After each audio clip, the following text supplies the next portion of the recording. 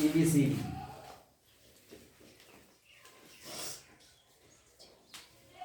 है ना। तो ABCD यानी कि चारों प्रकार की, ठीक है। तो ABCD चारों प्रकार की लिखना और पढ़ना सीखना है, लिखना और पढ़ना सीखना है ना। तो यानी कि पहली ABCD फर्स्ट, यानी कि पहली ABCD फर्स्ट। तो फर्स्ट ABCD में क्या करना है कि प्रत्येक अक्षर को ध्यान से देखना है, प्रत्येक अक्षर को ध्यान से देखना है, ठीक है। तो प्रत्येक अक्षर को ध्यान से देखना है। क्या देखो इधर, ऊपर की लाइन से नीचे की लाइन, ऊपर की लाइन से नीचे की लाइन, ऊपर की लाइन से नीचे की लाइन, ऊपर की लाइन से नीचे की लाइन, सब अक्षर टच है कि नहीं है? हैं? सब अक्षर टच। तो पहली ABCD कैसे लिखी जाएगी कि ऊपर की लाइन से नीचे की लाइन से टच होना चाहिए, यानी छूना चाहिए। तो पहली ABCD के प्रत्येक यानी 26 लेटर तुम्हारे ऊपर की लाइन से नीचे की लाइन से टच होना चाहिए। ऊपर की लाइन से नीचे की लाइन से टच है, 26 लेटर हैंगे टच।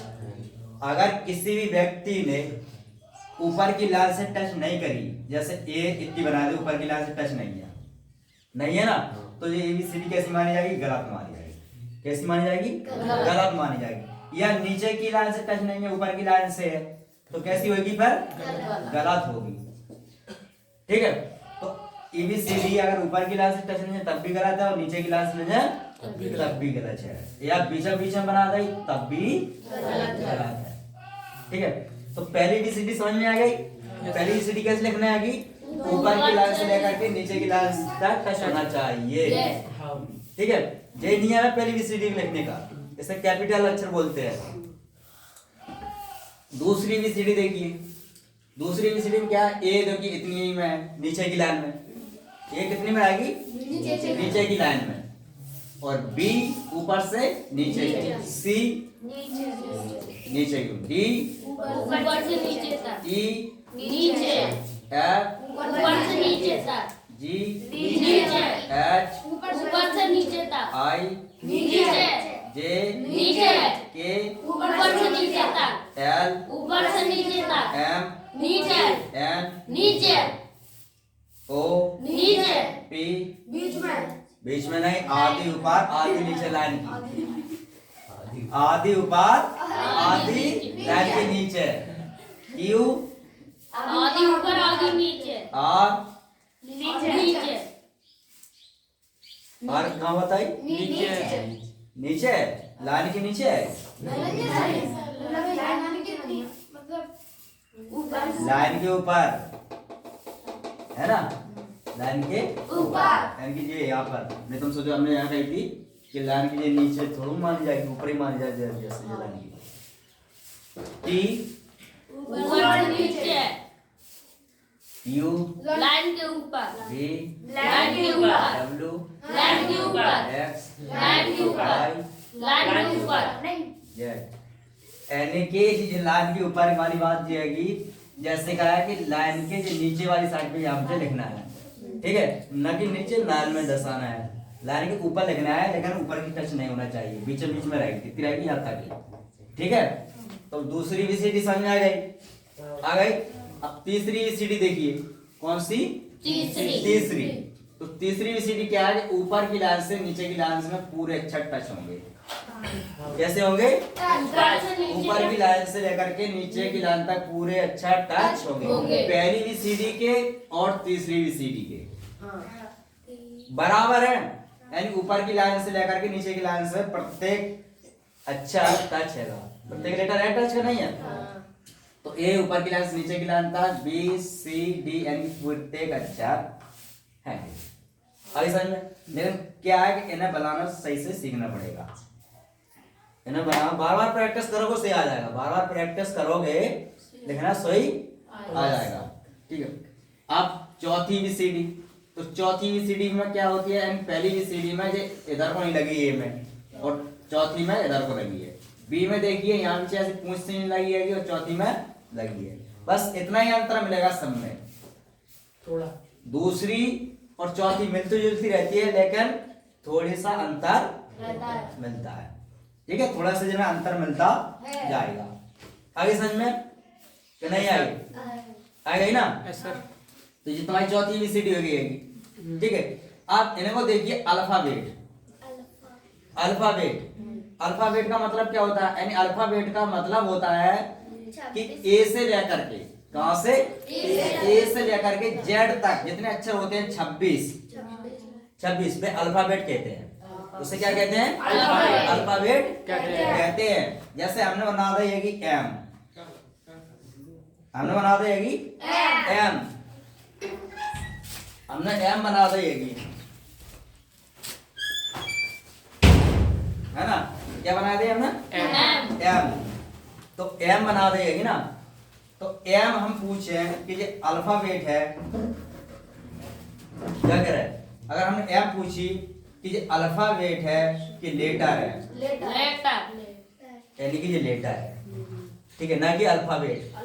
अल्फाबेट किसे कहते हैं? ए से लेकर के जेड तक 26 अक्षर को बोलते हैं अल्फाबेट। जैसे कहते हैं ओलम पढ़ो, ओलम पढ़ो, तो ओलम पढ़ते हो तो आ ऐसे का, खा, चा, मा, रा, ला, यानी कि ऐसे पढ़ते हो सारे अक्षर पूरे। मैंने बीच बीच में बताएंगे। तो हम कहते हैं ओलम पढ़ो तो क्या एक अक्षर पढ़ते हो? ओलम माना पूरे अक्षर आ जाते हैं। उसी प्रकार से अल्फाबेट माना है पूरे अक्षर, यानी ए से लेकर जेड तक जितने अक्षर हैं उनको सबको अल्फाबेट कहते हैं।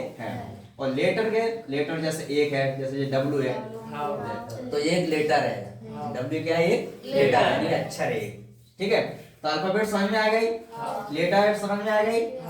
ठीक है, अब देखिए पहली और तीसरी, कौन सी? पहली और तीसरी। पहली और तीसरी कैपिटल लेटर यानी बड़े अक्षर होते हैं। लोग कहते हैं ना पहली कैपिटल अक्षर में लिखो। जब भी तुम किसी फॉर्म में भरते हो तो उसमें क्या लिखा रहता है? फर्स्ट कैपिटल अक्षर, फर्स्ट कैपिटल, यानी फर्स्ट कैपिटल लेटर लिखा होगा, यानी फर्स्ट कैपिटल अक्षर का मतलब लेटर मानो अक्षर। तो तुम्हें क्या समझ जाओगे कि हमें पहली एबीसीडी में लिखना है। ठीक है, जैसे मेरा नाम विजय है और वहां में लिख के आएगा मैं फर्स्ट कैपिटल लेटर में लिखना है, तो हम फिर कैसे लिखेंगे? V I J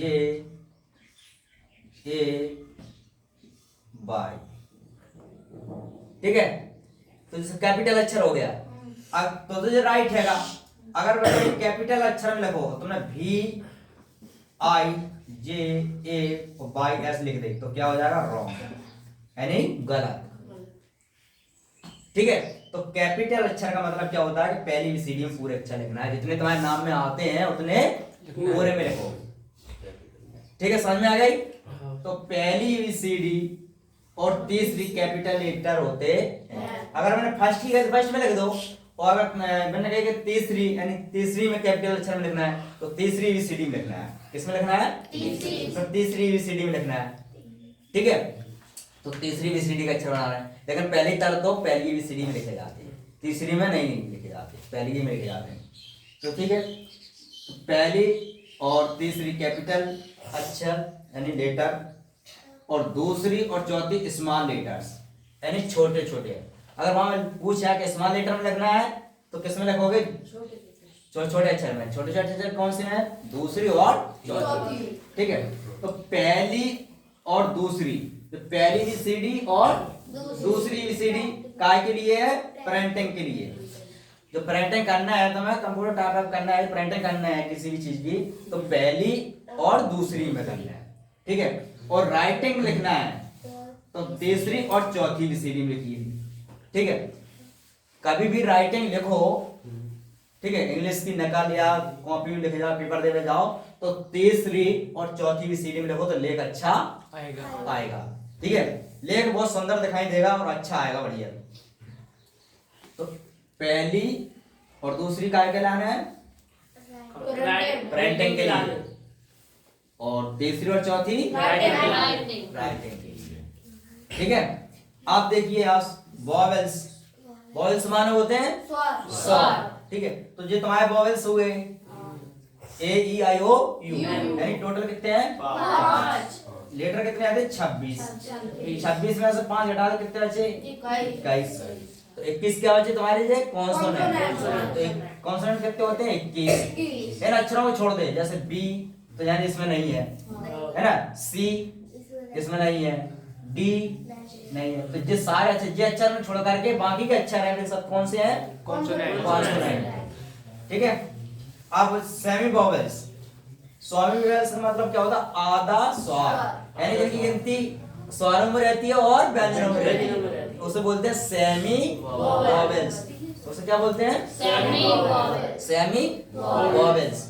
ठीक है, आई समझ में? अब ये सेमी वोवेल्स क्यों होते हैं? क्योंकि जब भी तुम ये ध्यान रखो कि अंग्रेजी में होते हैं कितने? 26 और हिंदी में कितने होते हैं? 52, यानी दूने। तो इनका अक्षरों को पूर्णता करने के लिए अंग्रेजी में हमेशा यानी कि स्वर जरूर आएगा। जैसे देखिए नाम मैंने विजय लिखा था, तो एक अक्षर के बाद स्वर है, एक अक्षर के बाद स्वर है, लेकिन लास्ट में नहीं आता है, लास्ट में नहीं आता। तो हर अक्षर के बाद बोलो स्वर आया, आया कि नहीं आया? ठीक है। जैसे अगर तुम्हें कमल लिखना है, क्या लिखना है?